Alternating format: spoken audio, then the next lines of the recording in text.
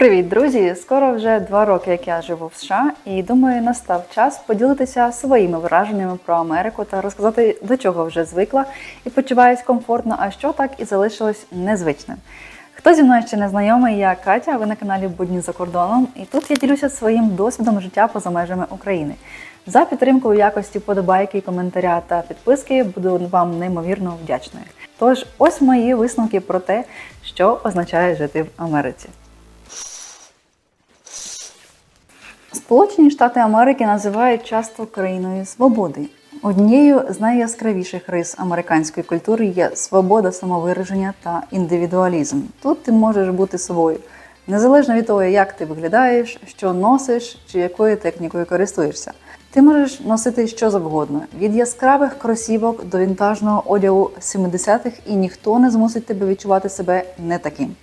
Ти навіть можеш спокійно прийти в магазин в піжамі. Мало того, що всім буде все одно, у що ти вдягнений, так тобі ще й комплімент можуть зробити, яка в тебе крута піжама. Тут неважливо, чи їздиш ти на дорогому електрокарі, чи на старому велосипеді, чи ходиш пішки. Свобода самовираження дозволяє кожному почуватися комфортно у своїй шкірі. Одна з особливостей американського суспільства – це відносна відсутність тиску щодо володіння правильними речами. У США ти не мусиш мати останню модель айфона чи модний автомобіль, щоб почуватися на рівні. Головне – це твої ідеї, таланти, те, що ти можеш запропонувати світу, а не бренди, які ти носиш.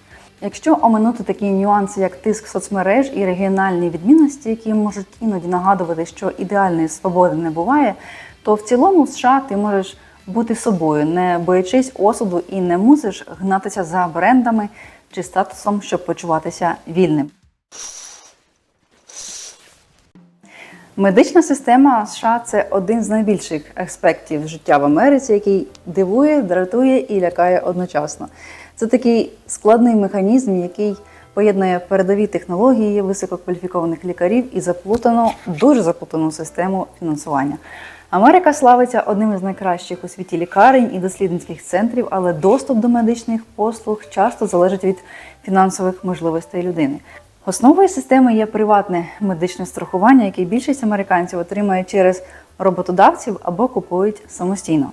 Наприклад, середня місячна страховка для сім'ї з 3 людей може коштувати 1–1,5 тисячі доларів, і це не гарантує абсолютне покриття всіх витрат, бо ти все одно маєш заплатити за кожен візит і рецептурні ліки окрему фіксовану суму, наприклад, 15–30 доларів. А за інші медичні послуги також є певний відсоток нарахованої лікарної суми, який маєш сплатити.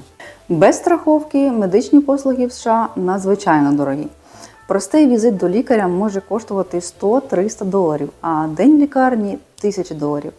Державні програми, як Medicare і Medicaid, допомагають, звісно, літнім людям, особам з інвалідністю і малозабезпеченим, але охоплюють далеко не всіх. В цілому для багатьох американців та мігрантів медична система – це такий собі баланс між якістю та вартістю, де наявність і правильний вибір страховки може бути питанням здоров'я і фінансового добробуту. У багатьох існує стереотип, що американці їдять лише бургери, фастфуд, заморожені напівфабрикати, які простіше з'їсти на ходу чи розігріти після довгого робочого дня, і зовсім не харчуються здоровою їжею. Але я особисто була здивована контрастом їжі в американських магазинах і тим асортиментом, який вони пропонують від дійсно фастфудів до дійсно якісної, здорової, органічної їжі. Уявіть собі прогулянку американським супермаркетом. Безкінечні проходи, де полиці ломляться від яскравих упаковок замороженої піци, коробок із макаронами швидкого приготування і банок із консервованим супом. А за рогом стенд із соковитими органічними фруктами, овочами без пестицидів, фермерським сиром і свіжоспеченим хлібом із місцевої пекарні. Тут є все для поціновувачів кето-дієти, безглютенових продуктів і навіть їжі без цукру та інших некорисних інгредієнтів.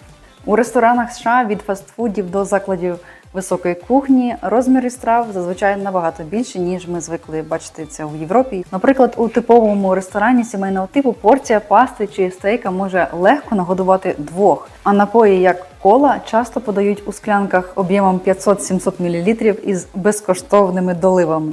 У ресторанах середнього класу тарілка з бургером, картоплею та салатом часто виглядає як справжня гора їжі, а десерти, як от шматок чизкейка чи морозива, можуть містити 800-1000 калорій. Величезні порції залишаються візитівкою багатьох американських закладів, і офіціанти часто пропонують такий doggy bag – забрати залишки їжі додому. Для американців великі порції – це не лише їжа, а й символ, мені здається, такої гостинності та щедрості.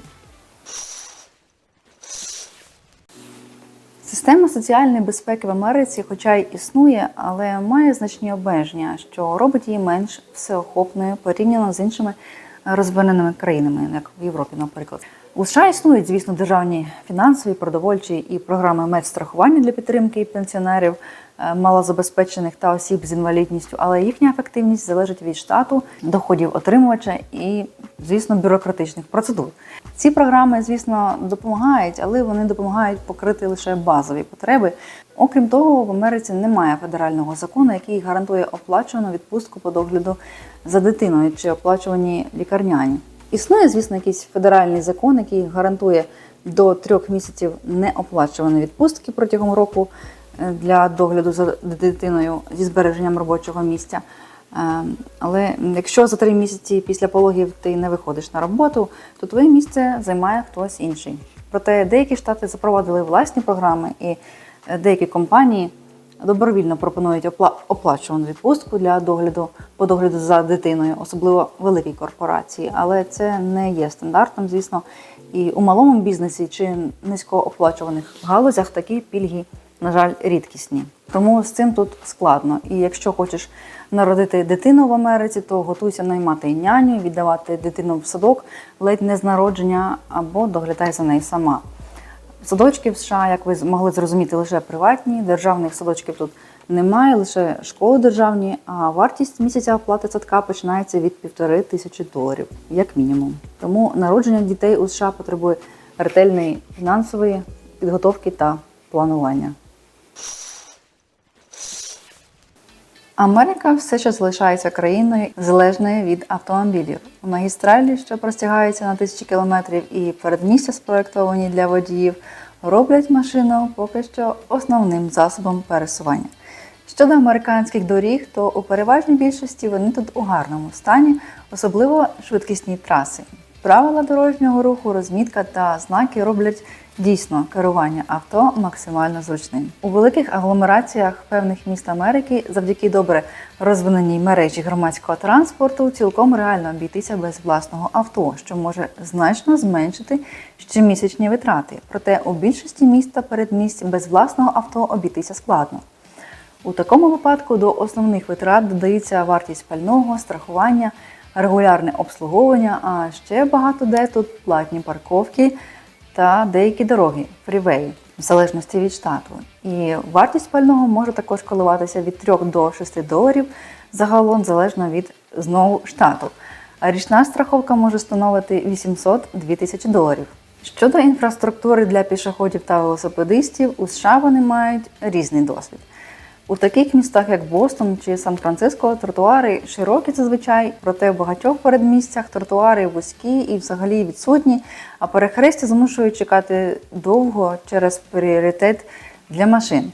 Плюс бувають розташовані ті переходи дуже віддалено одне від одного, тому часом треба здолати поважну відстань, щоб перейти на інший бік вулиці. Велодоріжки – це окрема історія. У прогресивних містах прокладені сотні кілометрів велошляхів, і прокат велосипедів робить двоколісний транспорт популярним. Але у менш дружніх до велосипедистів регіонах їзда на велосипеді може бути ризикованою через брак такої інфраструктури. Касир легко починає з тобою розмову про плани на вечерю, а просто перехожі можуть відзначити, який класний у тебе аксесуар або велосипед, наприклад. Так, культура смолтак у США – це невід'ємна частина повсякденного спілкування. У кав'ярні, на вулиці чи в громадському транспорті американці охоче обмінюються короткими такими фразами. Теми зазвичай нейтральні: погода, спорт, свята чи плани на вихідні. У магазинах касири часто запитують «How are you today?», а перехожі можуть побажати «Have a nice day». Американці дійсно дуже часто роблять компліменти незнайомцям і знайомим людям, щоб підкреслити позитив і створити таку приємну атмосферу. Вони зазвичай прості компліменти і стосуються зовнішності, стилю чи дрібних деталей. I love your dress. Вони можуть робити компліменти до всього, що завгодно. You have a great bike, scooter, wow, yeah, man, you are cool. Для приїжджих така відкритість може здаватися незвичною. Проте відповідь простим «thank you» чи усмішкою ідеально вписується цей культурний дрес-код. Компліменти в американській культурі – це такі дійсно маленькі іскри доброти, що роблять день трішечки яскравішим та приємнішим. Навіть якщо ви ніколи в житті не брали кредитів, в Америці вам таки доведеться мати хоча б одну кредитну карту. Кредитна система Америки – це такий двосічний меч. Вона відкриває двері до американської мрії, але вимагає дисципліни, знань і фінансової стабільності. У Сполучених Штатах кредитна система є невід'ємною частиною фінансового життя, пронизуючи майже всі аспекти повсякденності – від купівлі продуктів до купівлі автомобіля чи будинку. У основі кредитної системи лежить кредитний рейтинг. Це такий числовий показник, який відображає фінансову історію людини. Чим вищий бал, що варіюється від 300 до 850, тим кращі умови кредитування, нижчі відсоткові ставки, більші ліміти, легший доступ до позик. Кредитна система має свої переваги. Вона дозволяє людям інвестувати в освіту, житло чи бізнес, не маючи повної суми одразу. Тут навіть зуби можна полікувати в кредит. Лікуємо зараз, платиш по частинам пізніше. Однак система невблаганна до тих, хто припускається помилок. Пропущений платіж, високий борговий баланс чи взагалі банкрутство можуть знизити кредитний рейтинг, закриваючи двері до доступних позик. Сполучені Штати – це та країна, де кожен знайде щось для себе. Природна краса її ландшафтів у поєднанні з безмежними можливостями для відпочинку робить США ідеальним місцем для подорожей. Чи то активний відпочинок у горах, чи релакс на пляжі, чи дослідження дикої природи, ця країна запрошує відкривати її знову і знову.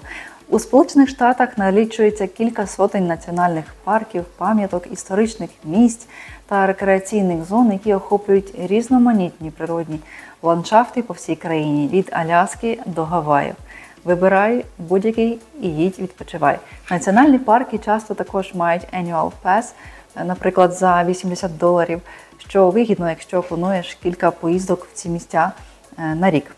А ще такий цікавий факт, що більше половини американців подорожують лише по США і ніколи не виїжджають за їх межі і не мають закордонного паспорта. Це свідчить про відсутність потреби у цьому, тому що США дуже велика країна з багатьма варіантами для внутрішнього туризму. І це прекрасно. Імперська система вимірювання, яку використовують в Америці, є однією з небагатьох систем, що збереглися у сучасному світі, де більшість країн перейшли на метричну систему. Вона охоплює одиниці вимірювання довжини, ваги, об'єму та температури, такі як дюйми, фути, милі, фунти, унції, галони та градуси Фаренгейта. Ця система має глибоке історичне коріння і залишається частиною повсякденного життя американців, хоча її використання викликає деякі дискусії. У США імперська система домінує в побуті та промисловості. Дорожні знаки вказують відстані в милях, швидкість теж у милях за годину, продукти в магазинах маркуються в унціях і в фунтах, а напої в унціях і галонах. Хоча зазвичай поряд у дужечках буде вказана вага та об'єм у грамах та мілілітрах на продуктах в магазині. Температуру погоди повідомляють у градусах Фаренгейта, але я ще досі не звикла до вимірювання температури в такому форматі, і при готуванні це теж, до речі, варто не забувати. Особливо, коли щось випікаєте в духовці, бо випікання за 180 градусів по Цельсію і Фаренгейту дасть абсолютно різний результат, якщо забути переналаштуватися. Проте в наукових і технічних галузях таких як медицина і інженерія, метрична система часто використовується паралельно через її універсальність і точність. Більш детально я розгорнула цю тему ось у цьому відео. Так, чайові у США зазвичай очікуються майже усюди. Ресторани, бари, таксі, готелі, салони краси, перукарні, доставники, їжі, гіди, паркувальники і так далі. Де їх тут тільки не очікують. Чайові в США не лише виражають вдячність за хороше обслуговування, але часто є важливою частиною доходу працівників. Стандартна сума чайових для офіціантів, наприклад, становить 15-20% від суми рахунку. Якщо ж обслуговування незадовільне, чайові можуть бути меншими, але залишити нічого вважається рідкісним і навіть грубим тоном. В Америці працівники сфери обслуговування часто отримують зарплату нижчу за мінімальну. Очікується, що чайові компенсують різницю, забезпечуючи працівникам гідний дохід. Це робить чайові не просто жестом вдячності, а фактично частиною системи оплати праці. Для іноземців культура чайових в Америці може здаватися складною чи навіть незручною, але у багатьох ситуаціях чайові сприймаються як обов'язкові, а не добровільні. Відмова залишити чайові може викликати навіть негативну реакцію. Деякі вважають, що обов'язок залишати чайові перекладає відповідальність за оплату праці працівників на клієнтів, а не на роботодавців. З іншого боку, прихильники культури чайових стверджують, що вона мотивує працівників надавати кращий сервіс і дає клієнтам можливість винагороджувати за якість. Ціни на житло в Америці можуть як здивувати, так навіть і шокувати. Уявіть, що ви шукаєте однокімнатну квартиру в центрі Нью-Йорка. Готуйтеся викласти за неї 3-4 тисячі доларів на місяць. У Сан-Франциско або Лос-Анджелесі ці ціни навіть ще вищі. До 5 тисяч може досягати оренда квартири на місяць. Але якщо переїхати до менш популярного міста, то оренда такої ж квартири може коштувати в діапазоні 800-1200 доларів. Якщо в пріоритеті стоїть якість освіти дітей, то за квартиру у гарному та більш безпечному районі будьте готові плюсувати ще кілька сотень доларів. І окрім цього, орендарі ще платять додатково комунальні послуги, якщо вони не включені у вартість оренди. А депозит за квартиру зазвичай дорівнює місячній платі, який потрібно віддати при оформленні договору оренди. Купівля житла в США – це не менш строката картина. У 2025 році середня ціна будинку тут становить близько $500 000, але це лише вершина айсберга. У мегаполісах або гарних районах менших міст будинок середнього класу легко може коштувати від 1-2 мільйонів доларів. Хоча можна знайти і затишний будиночок за 150-200 тисяч доларів, проте така ціна може свідчити про низький рейтинг школи у цьому районі, неблагополучну репутацію місцевості або просто непопулярність штату чи міста серед місцевих людей і іммігрантів. Так, тут це все впливає на вартість житла. Америка – це країна відома своєю економікою, орієнтованою на клієнта. Клієнт в Америці на першому місці. Продавці тебе вітають із широкою усмішкою, пропонують допомогу, часто заводять якісь розмови коротенькі. А касири і їх помічники у супермаркетах самі пакують вам продукти. Є також такі спеціальні возики для людей, яким важко пересуватися по магазину. І навіть такі дрібниці, як серветки для протирання ручок, возиків і захисні пакети для мокрих парасольок у тутешніх супермаркетах – це норма. Клієнт тут завжди правий, тому повернення товару в магазинах зазвичай просте. Багато мереж дозволяють повернути покупки без зайвих питань, навіть ті, які були здійснені онлайн. Американські магазини часто мають лояльну політику повернення. Клієнт може повернути товари без пояснень, навіть якщо він просто передумав. У нас навіть був такий цікавий досвід з Амазоном. Ми купили велосипед за 300-400 доларів, може трошки більше. Оплатили замовлення, але по факту ми не отримали велосипед. Тобто в системі він був позначений як доставлений, але в наявності на руках його у нас не було. Відповідно, ми звернулися до клієнтської служби, пояснили ситуацію, і нам без питань повернули ці кошти. Тобто, що там далі з тим велосипедом було, Ми не знаємо, чи його випадково доставили до якогось іншого клієнта, чи щось там з кур'єром було пов'язано, я не знаю, але з нашої сторони ніяких перевірок не було. Без питань повернули кошти. У Сполучених Штатах Америки існує особлива практика, яка може здивувати іноземних покупців. Ціни на товари в магазинах зазвичай вказуються без урахування податку з продажів. Цей податок додається лише на касі, коли ви оплачуєте покупку. Для тих, хто звик бачити кінцеву ціну на ціннику, це може викликати певне здивування чи навіть розчарування. Уявіть собі, ви заходите в супермаркет, обираєте пляшку води за $2. На ціннику все виглядає просто і зрозуміло. Але коли підходите до каси, касир називає суму 2,17. Ви здивовано перепитуєте, звідки взялася різниця, і дізнаєтеся, що це додався податок з продажів. Ця сума не вказана на ціннику, і для багатьох іноземців це стає несподіванкою. Чому так відбувається? У США податок з продажів регулюється на рівні штатів і навіть окремих округів, тому ставки можуть значно відрізнятися. Наприклад, у Каліфорнії податок може сягати 10%, тоді як у штатах Делавер чи Монтана податку з продажів взагалі немає. Деякі товари, наприклад, продукти харчування чи ліки, можуть бути звільнені від податку або оподатковуватися за зниженою ставкою. Через цю різноманітність продавці вказують чисту ціну товару, а податок розраховується окремо, залежно від місця покупки. Ця система має свої плюси і мінуси.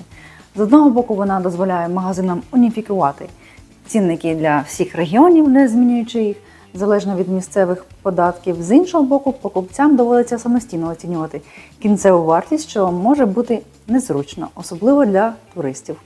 Наприклад, ви плануєте бюджет на шопінг, але в підсумку витрачаєте більше, ніж очікували через додаткові податки. Цікаво, що американці звикли до цієї системи і часто навіть не звертають уваги на різницю. Для них додавання податку на касі – це просто частина повсякденного життя. Проте для гостей країни це може стати приводом для кумедних ситуацій, коли на касі доводиться шукати додаткові монети, щоб покрити несподіваний податок. Ось такі найбільш яскраві враження та моменти життя в Америці за ці 2 роки я змогла сьогодні для вас назбирати. Діліться, будь ласка, в коментарях вашими враженнями, якщо ви тут мешкаєте чи були хоча б один раз як гість. Мені буде дійсно цікаво почитати ваш досвід. Дякую, друзі, що додивилися це відео до кінця. Я сподіваюся, воно було вам цікавим та корисним. Не забувайте, будь ласка, ставити ваші вподобайки, писати ваші думки в коментарях, а також підписуватися на цей канал, аби не пропустити мої подальші відео. Дякую вам дуже за увагу і до наступної зустрічі!